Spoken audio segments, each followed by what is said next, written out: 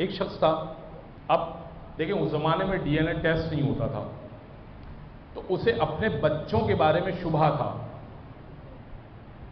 اولاد کے بارے میں شبہ تھا کہ اس کی بیوی نے خیانت تو نہیں کی. تو مولا علی کے پاس آیا، بچے لے کر مولا علی کے پاس آیا.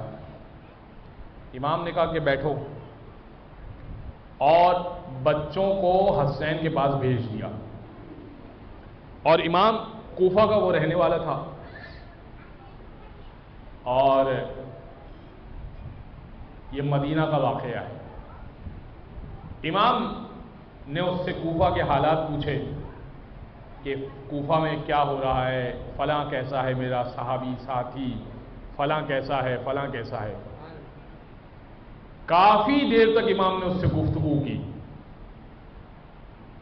اس نے کہا کہ یا علی میں پوچھنے آیا تھا کہ میری یہ اولاد میری ہی ہے. امام نے کہا کہ بچوں کی طرف دیکھو. اسے دیکھا تو بچے کھیل رہے تھے، امام حسین کے ساتھ باتیں کر رہے تھے. تو اس نے کہا کہ ہاں یا علی بتائیے کہ کیا ہے میری اولاد یا نہیں.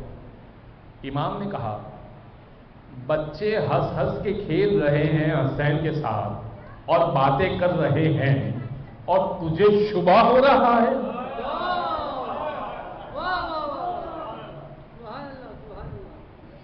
تجھے شبہ ہو رہا ہے.